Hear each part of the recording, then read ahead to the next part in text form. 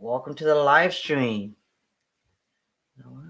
I need to turn off something real quick.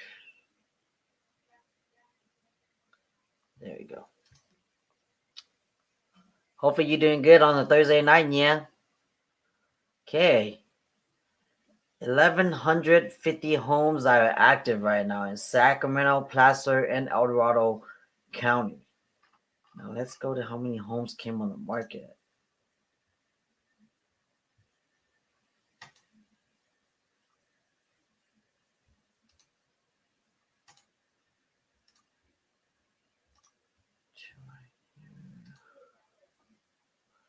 Hello, Danielle. What's going on? Good to see you. Okay, so last week there was 420 homes that came on the market, brand new. Remember that number, okay? 420 new listings. How many is pending right now?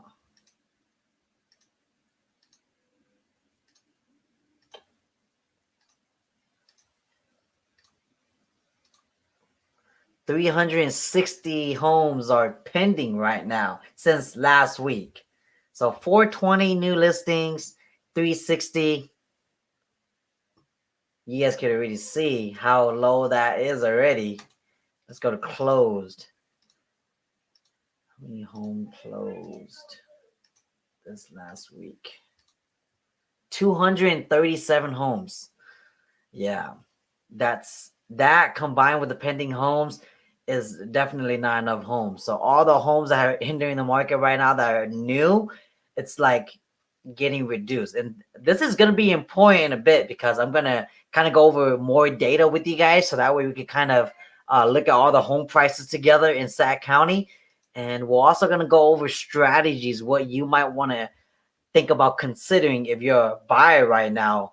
And you can't seem to find a home that's within your price point. Okay, so we're going to talk about all of that later today. But before I go on with today's topic, let me just share with you guys this article right here. This article right here was what I came across. Lisa actually shared this with me. You guys know Lisa, right? And hey, Irv Green, how's it going? Welcome to the live stream. And so Lisa shared this article with me, and I want to read it with you guys. And this is what kind of gave me the idea for today's topic. Okay, so title is California home prices broke another all-time high record. Here's what it costs to buy now. Okay, so of course this article was written in June 26th, so like a few days ago. Let me just zoom in real quick.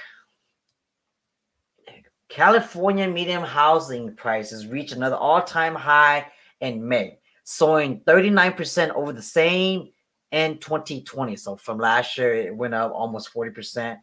Median price for a single family in California is now $818,000. Woo! According to the state figures announced Friday by the Department of Finance, it's the second month in a row where prices are above $800,000. In March, the average price was $758,000. Californians are increasingly worried about the rising costs. 90% of Californians are concerned about housing prices, according to a March Public Policy Institute of California report. Now, why is this article super important? Because if the median household price is $818,000 in Cali and Sacramento right now, the median price is $436K around there, it's gonna continue to go up. Okay, that's what I want you guys to see here. Okay, that's California as a whole, but Sacramento alone is at 436. Okay, so here's what I want you guys to see. Okay, let's go over. Let me just share this with you guys. This trend right here. Okay, you guys all know this right here, right? What's going on, Mitchell, Venus, Mitchell? I'll just say Mitchell. Save your money. What goes up must come down. That is true. What goes up must come down. But you're probably referring to the same scenario like in 2008, but I don't think it's going to be anywhere near 2008. It might be a little bit different this year, or actually next year when the prices start stabilizing. That's my projection at least. But again, I might be wrong, but we'll find out. But anyways, I want you guys to see this chart right here because this is from Sac County, as you can see. And I want you guys to look at the average price for sale and sold. If you guys see this chart, it's been going up. Home price has been going up. See this average sold price, average homes for sale, slightly gone up. And if you look at, let me zoom in a little bit more. If you look over here at the sold price from May, from June to May, it went up just last month, 2%. Okay, 2% increase. The year before, look, 26%. The same month last year, see June 2021, June 2020, average sold price went up 26% since last year, same month, okay? Now, if you look right here, we're in July, right? July, again, this information is not really the full numbers yet because we're still in like the beginning weeks of July. So until this data right here gets fully released, we're not going to really know what's the data's entail. But if you look right now, it's still actively going up, okay? Yeah. My tax bill came in just now and it jumped $400 this year. Believe it or not, yeah, homes are getting reassessed. It's been getting reassessed. And I think they're talking about homes are going to get reassessed for the next 3 to 4 years. And here's why that's important. I'm glad you brought that up, yeah. Here's why a home that's getting reassessed is not a good thing for homeowners. Normally, it only happens when you buy a home. So let's say you bought a home, your home right now, and you bought it for $200K. It gets reassessed based off of $200K. But the owners before you probably bought it when it was like $50K, let's say. That's the last time it got reassessed. Now, when a home gets reassessed, there's supplemental taxes that you need to pay because taxes between $50,000 when the last owners owned it and when you bought it at $200K is totally different. So the difference between property tax is the supplemental. And you have to pay that one-time supplemental tax so that way your impound reflects and it doesn't have any missing gaps. So now that they're planning on reassessing homes every year, why are they doing that? It's because home prices have been going up month by month, like you see here on this trend, and year by year. So that means that if you bought your home last year at $200K and it was already reassessed, if this year they reassess it again and now your home is worth $400K, guess what? Your property tax just went up. There's another supplemental tax that you have to pay. And let's say next year when they reassess it again, if your home price went up again, your property tax is gonna be increased again. So yeah, like I feel for you. I got a bunch of buyers that called me this year and said the same thing you just said. Why the heck did my tax bill went up? Because it's been getting reassessed. So there you go. Irv Green, in your opinion, do you think that buying a house right now is kind of like buying a car? It is only going to depreciate since anyone who buys a home right now is buying at the top. Good question. Buying a home right now is not like buying a car at all. Yes, buying the car, the moment you buy it and you leave the lot, it depreciates. A home is a little bit different because the value that's proposed with a home compared to a car is so different. It's not, you're comparing apples to oranges.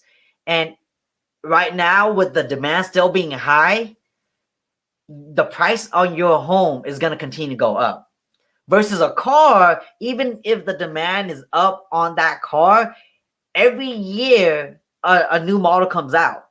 That means that the model you bought today for your vehicle is already outdated. It's already like behind once the new model comes out next year. With the home, that's not really the case. Again, apples and oranges here. Okay, it's not the same comparison.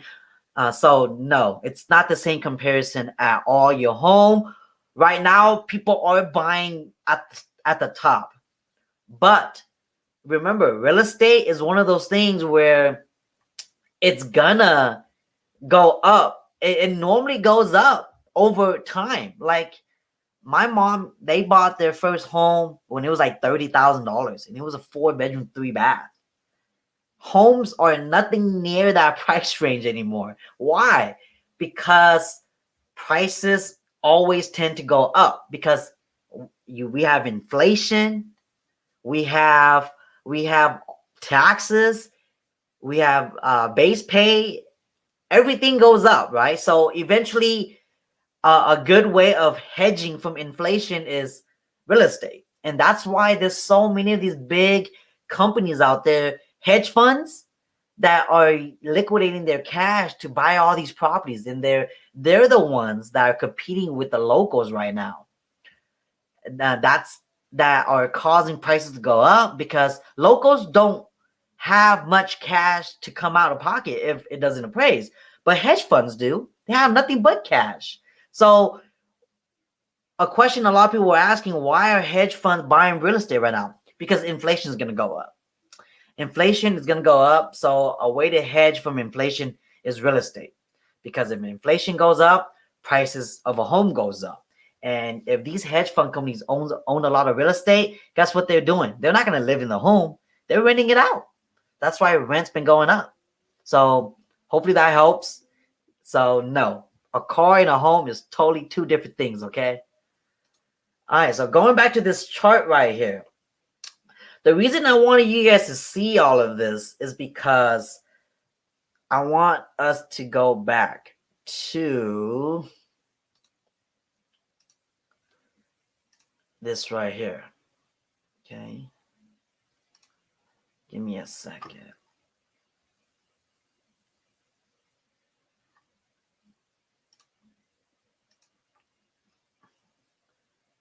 This is what I wanted you guys to.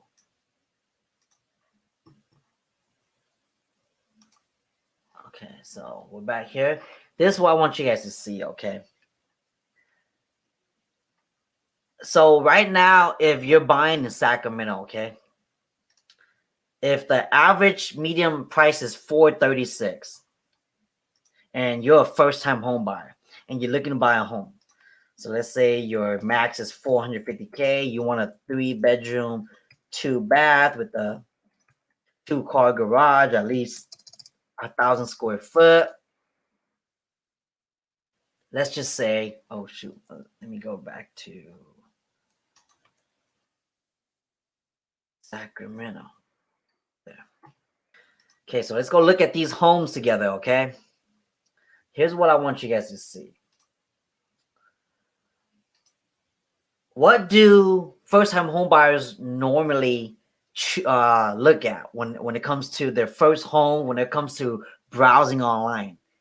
They look at homes that's been finished, been remodeled, right? They look at a home that's really, really nice, move-in ready, because they don't want to do work when they move in. They just want to get their home and move in, right? So let's try to find a home like that, okay?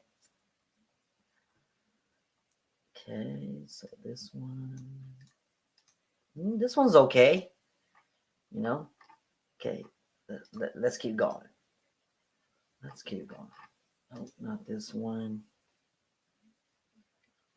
Let's keep going. This one has tenants.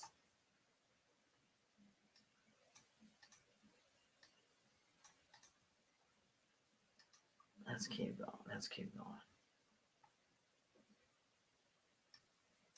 Okay, let's say it's this one. Okay, this is brand new. Okay, it's in South Sacramento. It was just built this year. Yeah, this is a brand new build. Okay, so yeah, it looks pretty nice, right? So this one is 450. Okay, $450,000. Okay, so this is something like that a first-time home buyer would probably look at and want to go see with their agent. Okay, but if you guys have been watching my videos or hanging out with us during the live streams, you guys know that I always advise my clients that if you're qualified for $450,000, don't look at homes at $450,000. Why? Because the moment you put a bid in, there's going to be multiple offers that home is going to receive. And that means you don't have any buffer because your max qualification was 450,000. So the people that left room to buffer, they're going to be the one that's going to be bidding on the offers. So right here, you can't even bid. Okay, so let's go back to a home that is, let's say, 400K. And I promise you guys, I'm going to get to why I'm showing all this to you guys, okay? Let's change this up. Okay, so 400K. Let's go find a home that is in similar condition, okay? Like fully redone. Okay, so this home looks nice, okay? It's been remodeled recently. It's at 400K, okay? This is in North Sacramento area, okay? It's 1,100 square foot. It's a 3-bedroom, 2-bath. See, this one right here, a first-time home buyer could potentially bid, okay?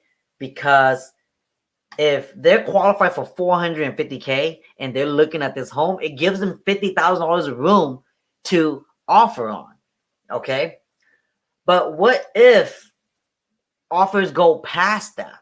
And what if you as a first-time home buyer have been doing this strategy for the past couple months and you're frustrated because your offer is still not getting accepted? Here's what I would recommend. A lot of buyers right now that are having that kind of frustration, I'm asking them or letting them know maybe they might want to look in the outskirts of Sacramento. Because if Sacramento is a little bit too expensive, start looking in a different area that might be close to Sacramento, but not too far, because prices are gonna drastically change and you might get a lot more value for your buck. Because let me show you, okay? So this is Sacramento. Okay, 400K gets you a 3-bedroom, 2-bath, 1,100 square foot. Okay, let me just go and search up in a different area that's not Sacramento, maybe Plumas Lake or Marysville. Okay, so let's say 400K, 3-bedroom, 2-baths, 2,000 square foot. But this time let's go to Plumas Lake, Olivehurst, Marysville, Yuba. Okay. Let's go look. Let's see how many home there is and let's compare the value. Okay. So a 400K home in Sacramento, remember 1,100 square foot, 3-bedroom, 2-bath. 1,100 square foot is pretty tiny. Okay. So let's go here. So look, the home in Sacramento was built in 1982.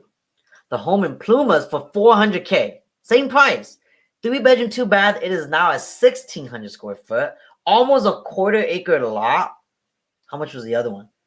0.18. So not that big. So this lot in Plumas is a lot bigger. But look, it was built in 2005, and it's 400K. Let's keep going. Let's keep going. Okay. This is Marysville. 400K. You get a 5-bedroom, 3-bath, 2,100 square foot. 400K.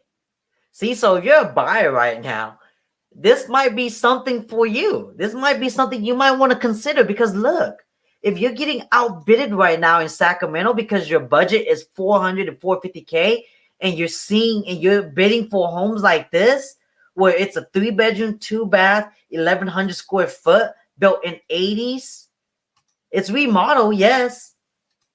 It's nice. And it's 400K, and that's not even the final price because you're going to be bidding up. What if you looked on the outskirts and now you're looking in Marysville? I mean, how far is Marysville from Sacramento? Let's just do a Google map, okay? Let's put in this address right here.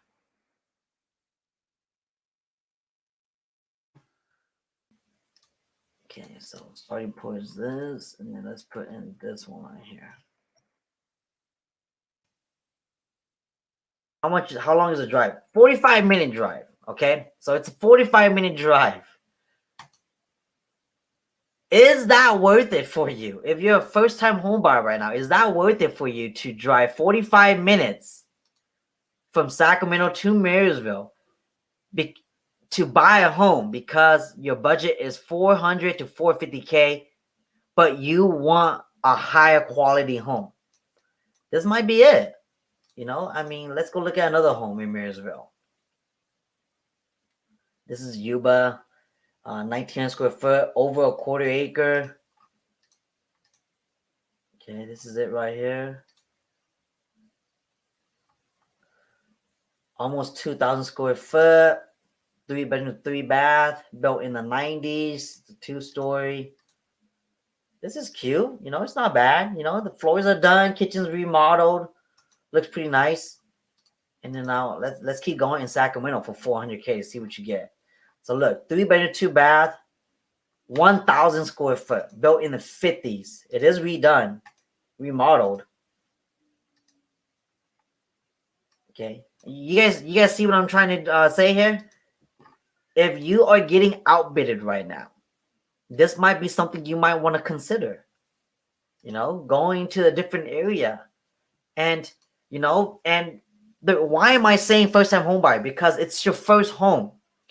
Your mindset should be to get out from the rental world and becoming a homeowner, and just get out from that for the time being, so that way you can start paying your own mortgage and start saving that way.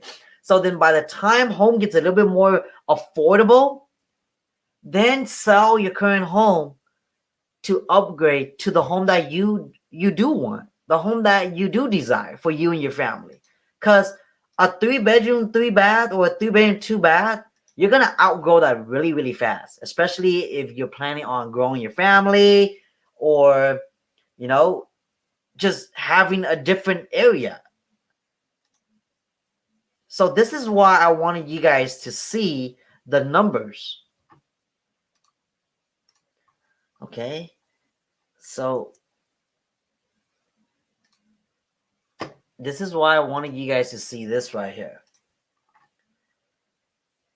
Because the longer it takes for you to find your home in this crazy market, the more the price is going to go up.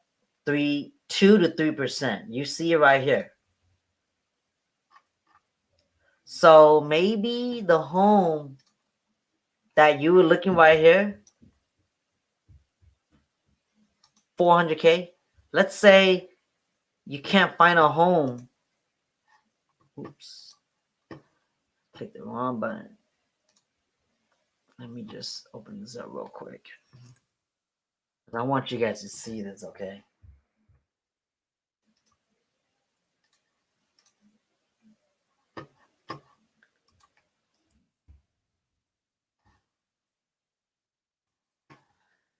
Okay, so let's say it's 400K, right? Today and next month, according to data, it's been going up on average 3%. Next month, this same home is going to be priced at $412,000. Okay, so let's go over to a calculator. That way you guys could do the comparisons right there.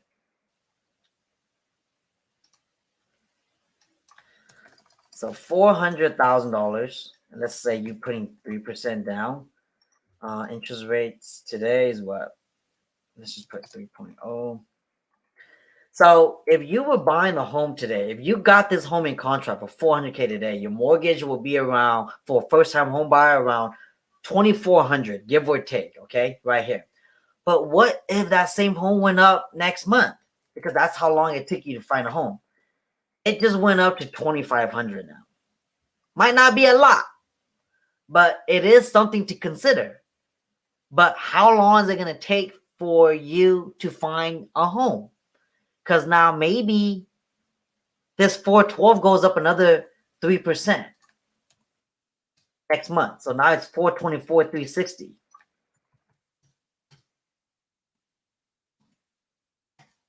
Now it went up to $25.75 a month for your mortgage. You guys get the idea, right? So this is why I wanted you guys to take a look at this, because it's so important. Rent's gonna continue to go up. Rates eventually gonna not stay low forever. Your income is not gonna most likely go up as fast as home prices.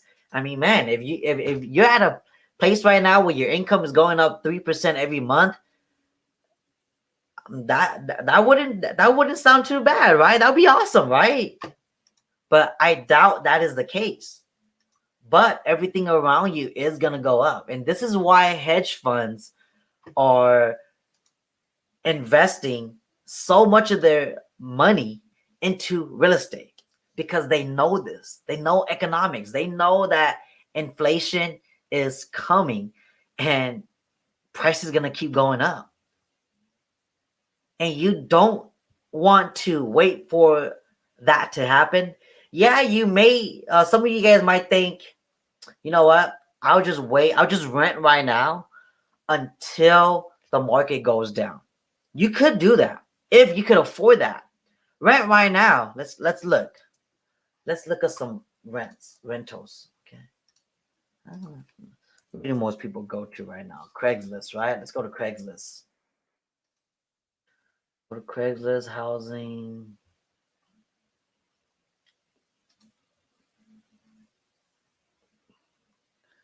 Okay, let's say you're looking for a 3-bedroom, 2-bath, same home. This is in Winters. Where's Sacramento? Sacramento. All right. Look right here. Battle Creek. Where's this at? 270 Battle Creek. Let's look it up. This is over there by Natomas. Okay. 95835. So Natomas area, and this home is going for $2,195. That's a rental right here. So you could be paying this, and most likely, what are the terms on this? 3 beautiful bedrooms, 2 baths, single story, 2-car garage in the Regency Park community in Natomas. Home features an area for dining, family, separate room, laundry, hookups, fireplace. Tenant is responsible for water, sewers, and garbage. Pets are not allowed.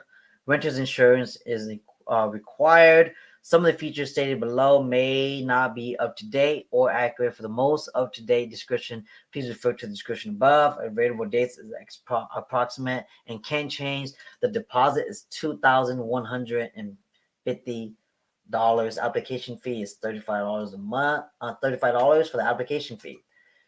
So even though this rental right here is pretty high, here, I totally forgot to share this. Okay, right here.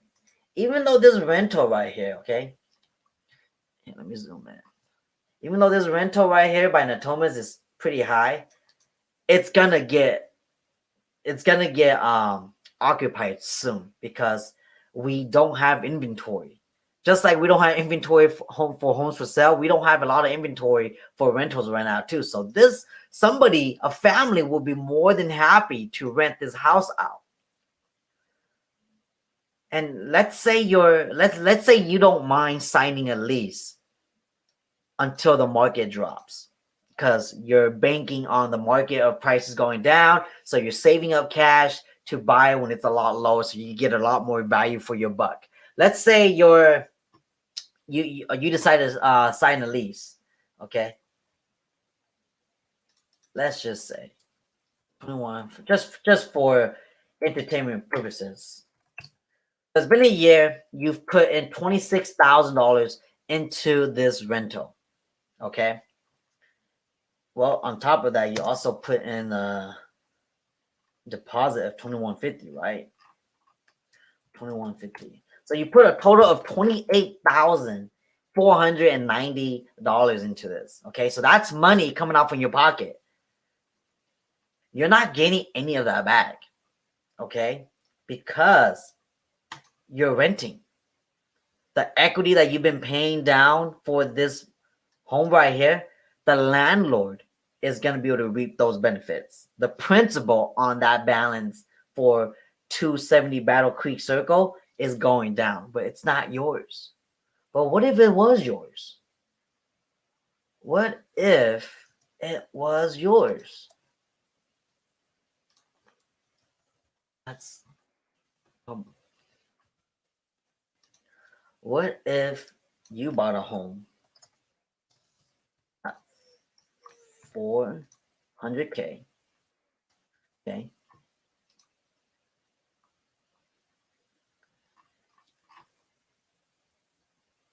And you put that towards this right here. So let's say it's about a year. So 12 months.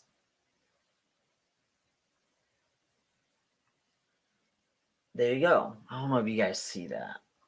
Yeah, there you go. So let's say you go in 12 months. So your remaining loan starts off at 386 that you borrowed if you're putting 3% down.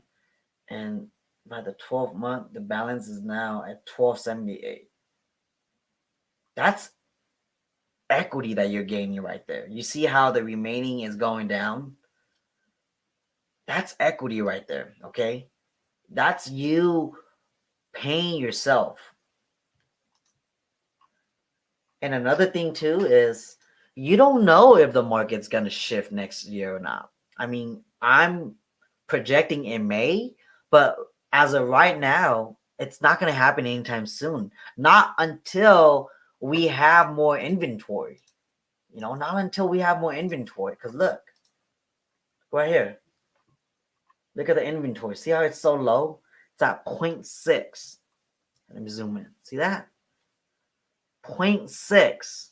Inventory is super low. It's not even a month worth. And I think it's just going to keep being like this for a while. And this is why prices are so high. This is why prices are so high. And until this number goes up to like 3.0 or 4.0, the prices are gonna keep going up, like you see on this chart right here. So you really do need to ask yourself, how long can you wait until the market shifts? And that's a gamble. Everybody is gambling that right now. They're hoping and praying that the market's gonna shift, and they're hoping that's gonna be similar to '08, to where the prices drop $50,000 to $100,000, and then they're just gonna cash in and go buy a nice home or multiple homes. But I don't think that's gonna be the case when the market does correct itself. I think what you guys see right here, I think instead of this going up on average 3% every month, it's gonna probably go down 2-3% every month. So it's not going to be like '08. It's not going to be to where this thing drops all the way down. It's going to drop in increments. And you know why I feel that's going to be the case this time around for the correction?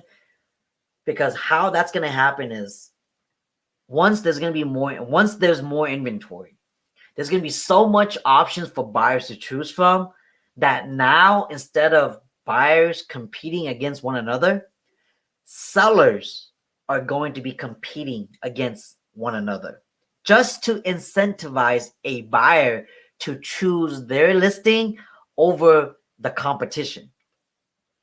And that's going to happen for a while, to where some sellers' homes are going to stay on the market for a while. Just like right now, buyers are on the market for a while 3, 4, 5, 6 months before they get in on a home, it's going to be flipped. The roles are going to be flipped to where now a seller is going to be putting their home on the market for 5, 6, 7 months.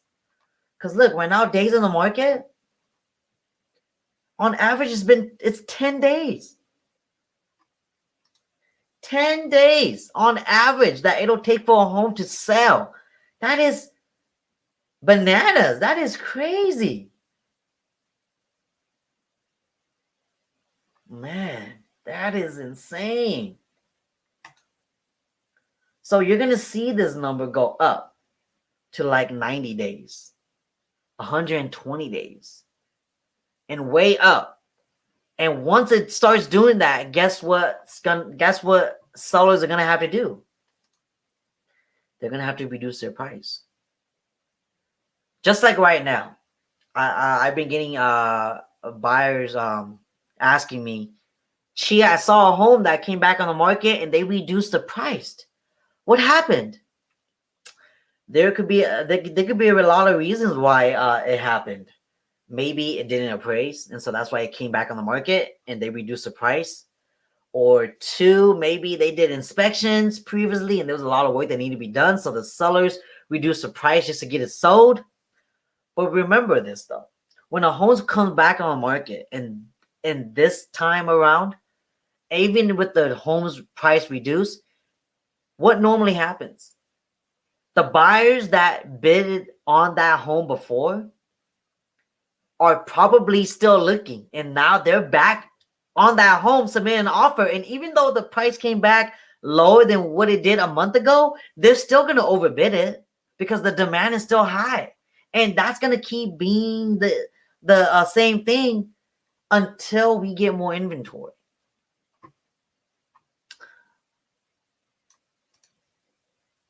Yo, I'm from the Bay and just moved to Sac. Though gas, life standard gotta be cheaper than the Bay, but nope, gas for $4.20 minimum. Yep, gas is high. And Sac is $13. $13. What gas station is $13? Oh, minimum wage is $13. Imagine if I'm not from the Bay, living in Sac. That is true, Kwa. You know, like the average income in Bay Area compared to Sac is like double. Okay, so like I get you, man. I feel you. Did you move? I'm curious because you're from the Bay and you moved to Sac. Why did you move to Sac? Was it because of job? Was it because homes are cheaper compared to Bay Area, or what is it? Okay. How can I afford a house? Well, it's gonna be tough. Just kind of giving you a scenario from this live stream. You're gonna have to, again, I think I need to know a little bit more information. And I get it if you don't want to share it on here, but I need to know your situation a little bit more to see how you could actually afford a home here in Sacramento. But I feel you. Minimum wage going down that much compared to the Bay is gonna affect a person's livelihood for sure. Roxanne, yes, it's about time for those prices to drop. Looking to buy a condo in Elk Grove. Yep, Roxana, even condos right now are so expensive, right? Wow, let's go look. Let's go look. I'm curious now. Okay. Let's just look for condos. How much condos gone up? Look right here. Condos have been going up too. Average price right now in Sac County is around $320K. But I don't think price is gonna go down any lower. To be honest with you, I mean, I just got a listing at a condo in Atomas. It's a 1-bedroom, 1-bath, and it's getting sold right now for over $320,000. It's a 1-bedroom, 1-bath. That's how crazy the market is right now, Roxana. But yeah,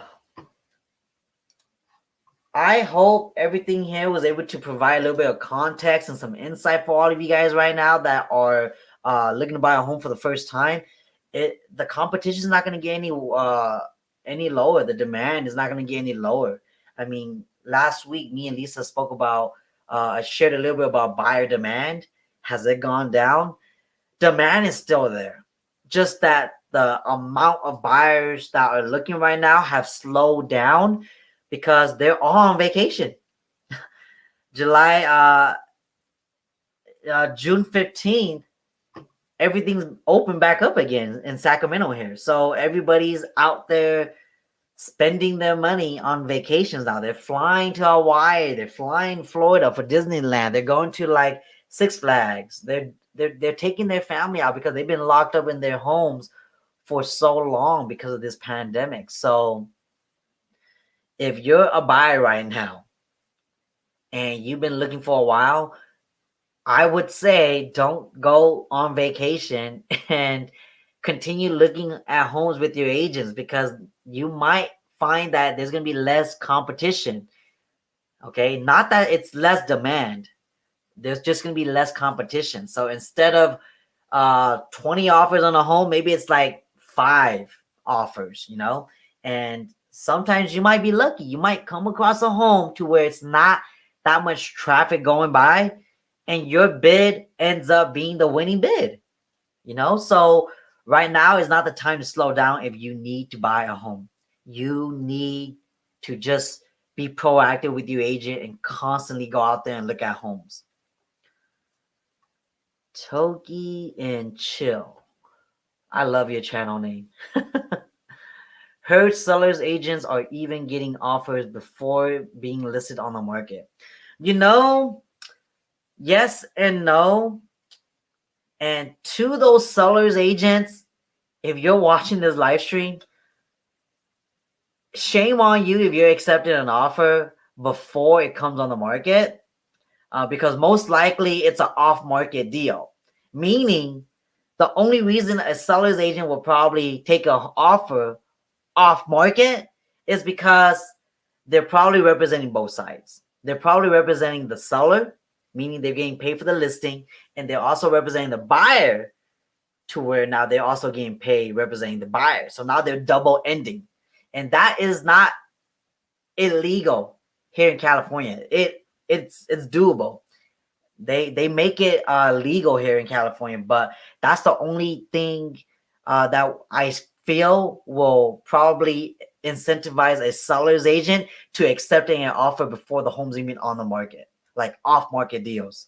It's happening. Unless you're an investor and you found a deal that's off-market, investors are buying homes for cheap anyways. That way, that's the only way they could buy a home for cheap, because the moment it comes on the market, it's competing with all these buyer demands, all these investors, because they see it.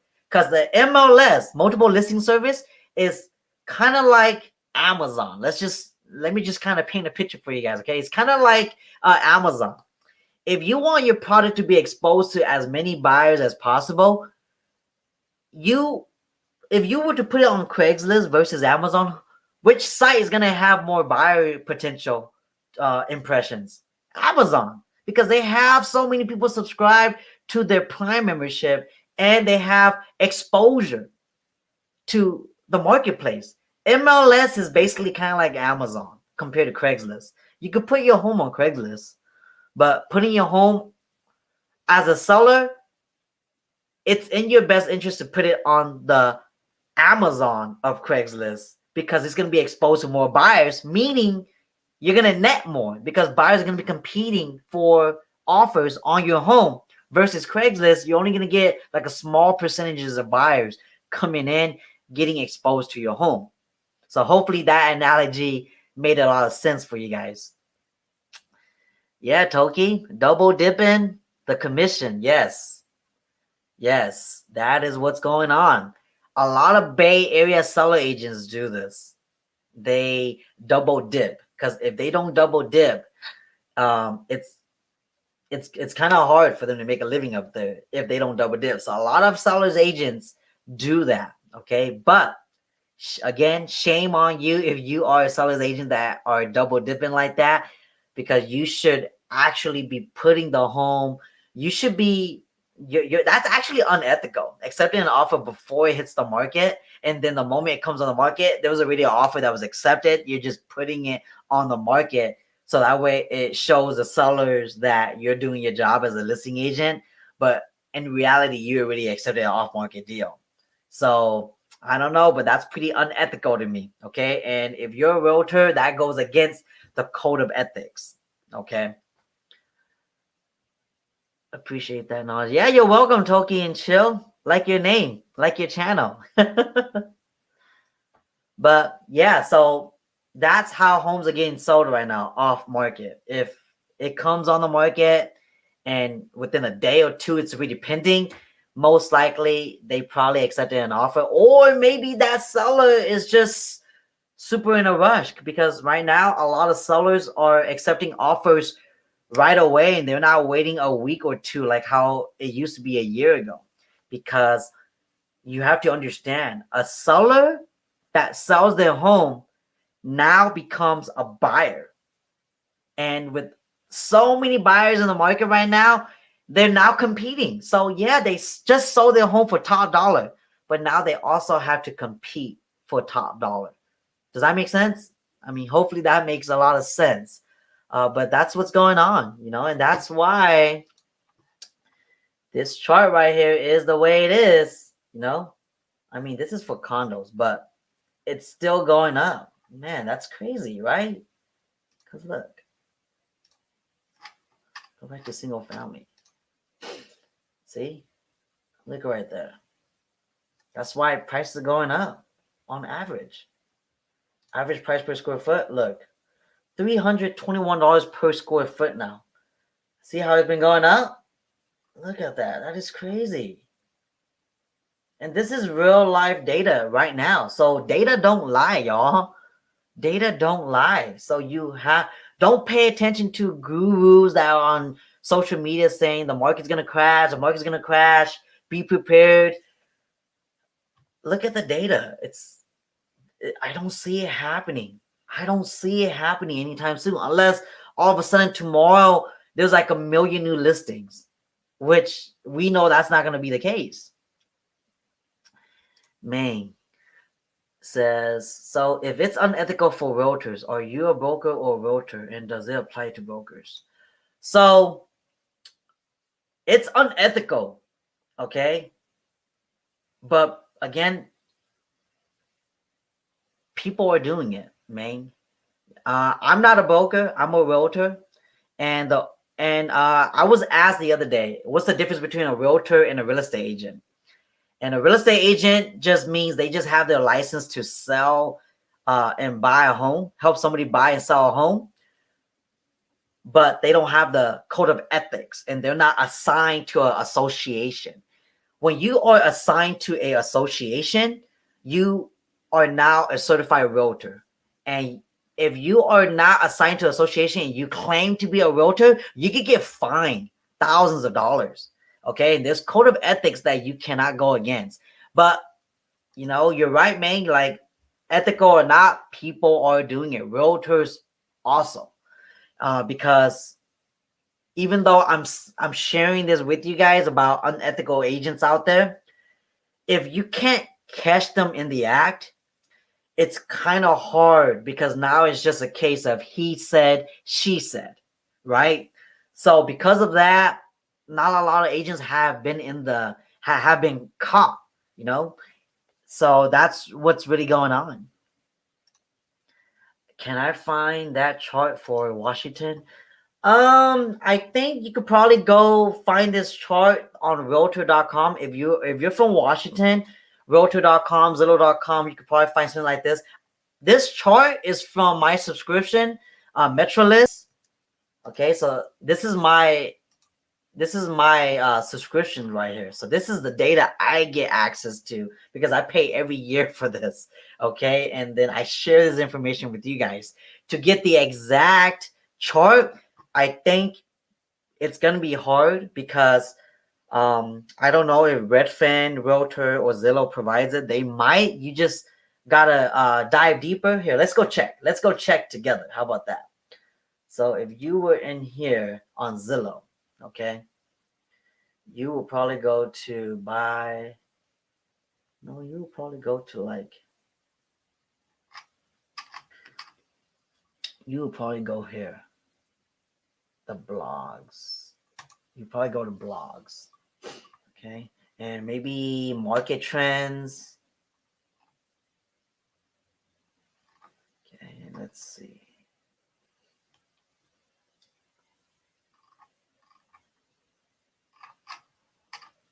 I can't find it.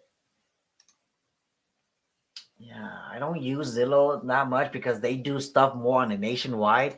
But you know what? Let's go to NAR, National Associations of Realtors. This might have a little bit more information for you. Education. See, so look, code of ethics training. See, you got a real estate agent has to apply the code of ethics training in order to register as a realtor. That's what I was talking about here. Okay, but let's go to research. I think this is it right here. So research and statistics on NAR.realtor. Okay, I just hit the housing stats. Now let's go to state housing stats. Let's go here. Oh yeah, Washington. So you click Washington. Let's see what comes up.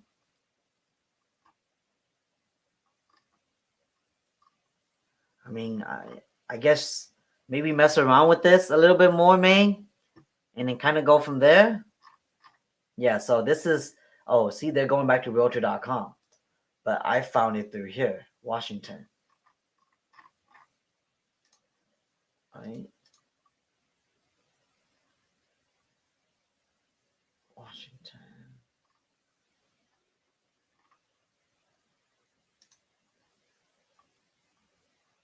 Let's see what this does.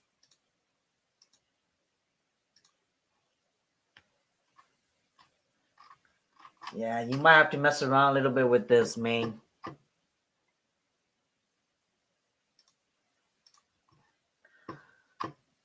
But yeah, that's what I wanted to talk to you guys about today. I mean, you guys have any questions? You guys want me to look up an address for you guys?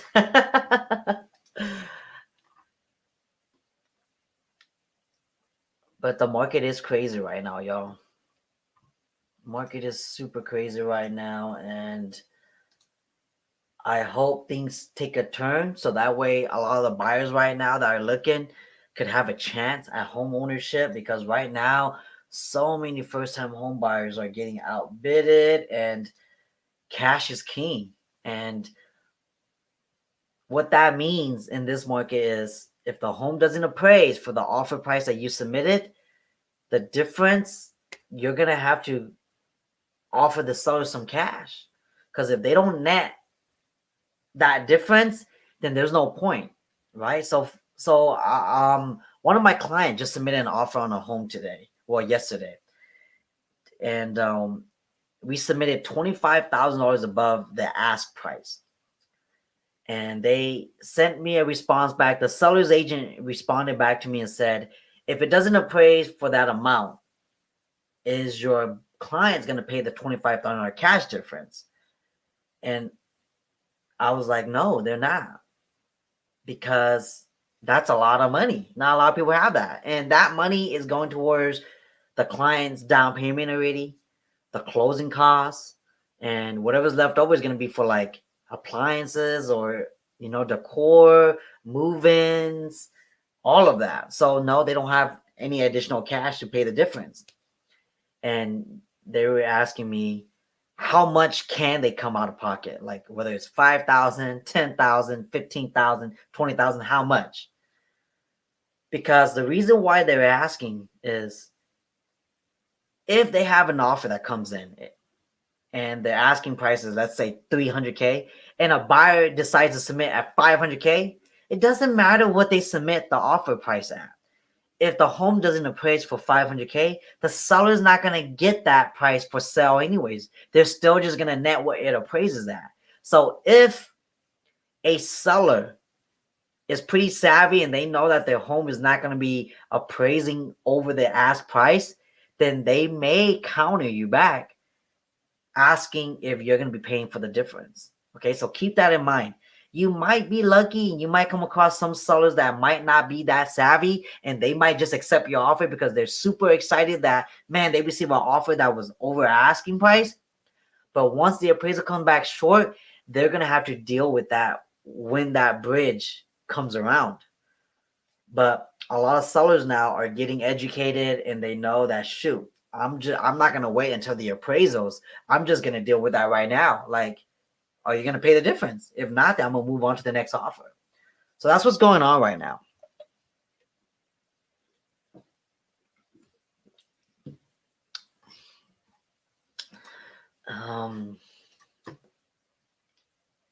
But yeah, that is what's going on right now. You know what? I'm curious. I want to see something real quick.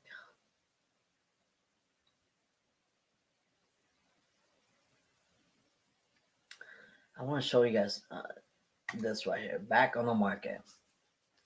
So these are homes that's been back on the market, okay? Let's just go to Sacramento. See where it says B? Back. Let's go to something that's within the price range. Let's go here. 415. Okay, so this one, how long was it? So let me share something with you guys. So this one just came back on the market. When did it just come back? Let's look at the property history. So this home was initially listed on the market. Oh man, this home's been on the market for a while. So I can see all of the data right here. The home came on the market for $450. And then they reduced the price. It came on the market for $450 on the 17th last month. And then it did not get any offers because it was overpriced. Something's wrong with the home if it stays on the market longer than a week in this market. Either something's wrong with it physically or the home is overpriced. And in this case, it was overpriced, okay? And look, they reduced it to $425. They reduced it to $425 on the like a week later. And then still no action, no offers. And look, they reduced it again to $415. Wait, actually? No, they reduced it from $450 all the way down to $415. Yeah, I don't know why they did so many right here. And they went pending. It went pending on the 1st, and it came back on the market today. Came back on the market today. So it went pending a week ago, and then now it's back on the market. Back on the market for the same price, $415. So again, this home might have a lot of action going on right now. Many buyers that probably bidded on it before probably are back to bidding on it again because it came back on the market today.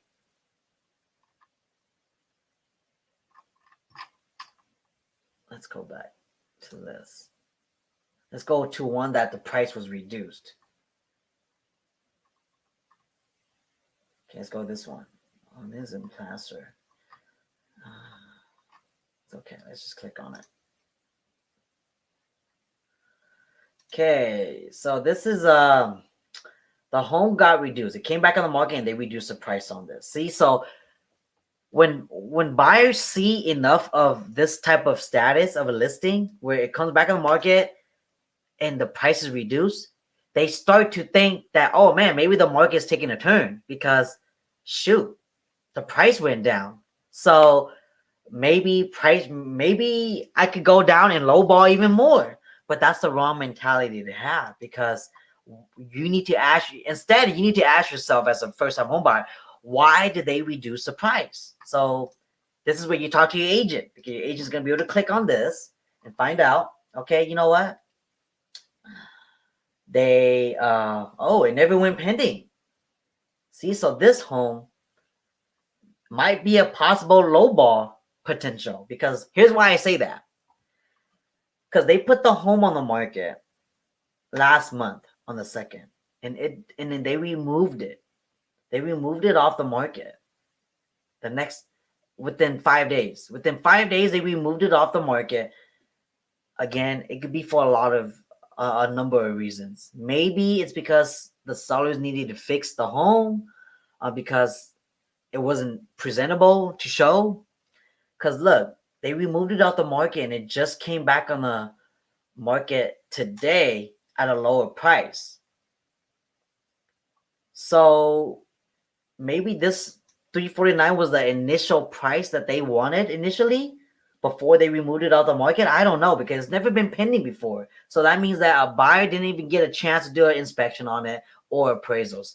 They just removed it off the market for a month, because who knows, maybe they were still looking for another place and they decided to wait until they find another home before they put the home on the market. Who knows? There's a lot of reason why this home was removed off the market for a whole month. Okay, but this is a case. But we won't know whether this home is a potential or not.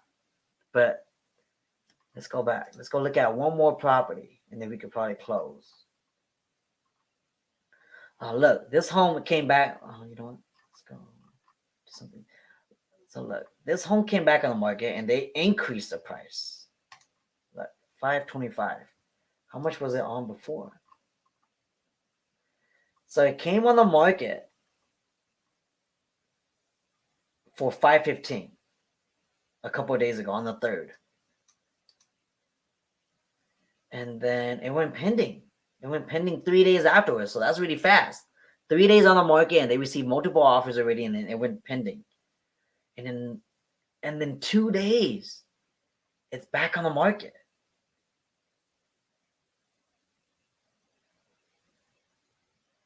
Oh, so they increased the price. Okay, so they increased the price before it went pending.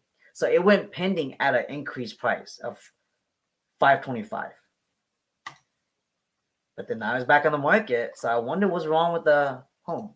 See, let's look at some notes on this. This is the notes you guys see when you guys see it on like Zillow or Realtor.com. But the notes I see is this. No, they don't have any notes. Yeah, they don't have any notes. So I don't know. Maybe within 2 days like that, I think what ended up happening was probably the buyers had cold feet, because I think because you have 3 days as a buyer. When your offer gets accepted, within 3 days, you have to wire in your deposit to title, or the sellers can cancel. And I think that might have been the case here. Maybe the buyers submitted multiple offers for multiple homes, and they didn't like this home as much as one of the homes that did come back accepting their offer. So they decided to just ignore the inquiries for this one and didn't even bother to wire the deposit and canceled and move forward. Or maybe a emergency happened in the family. That happens. I've seen that before, where a buyer submits a bid on a home and then the offer gets accepted, and then days later they have to cancel because they got a unfortunate event that happened in the family. So now they have to travel, use that down payment money to pay for expenses, whatever the case may be. I've seen it all. So there could be a number of reasons why the buyers decided to cancel. Okay, 2 days, I don't think that was enough to do inspections on a home, because right now inspectors are like a week out from scheduling, meaning that if you were to schedule today, they probably wouldn't be able to come out till like next Thursday, just because there's just too much demand right now. So I don't think they even did appraisals either, because the loan application hasn't even been filled out yet within just 2 days. So that's definitely not enough time to order appraisals, because if it was, that buyer paid for the appraisal for nothing. Okay. And I think that's it for now, y'all. Man, thanks for the questions, everyone, and thanks for tuning in. If you haven't liked this video yet, make sure you hit that like button. It helps me out a ton. But hopefully I was able to share some information with you guys today and provide some insight. If you guys are first-time home buyers, again, continue looking with your agent. Your home is around the corner.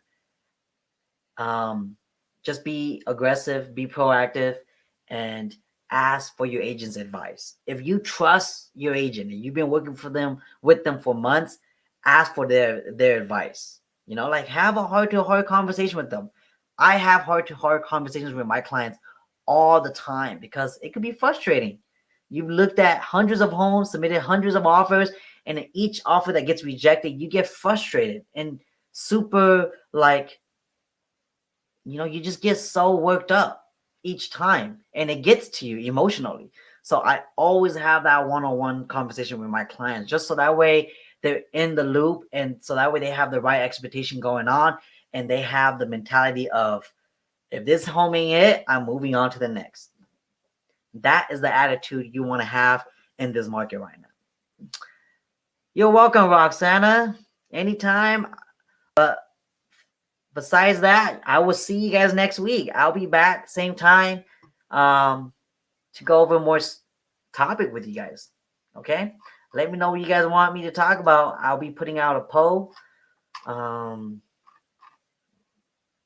then, yeah. Good night. Happy Thursday, y'all.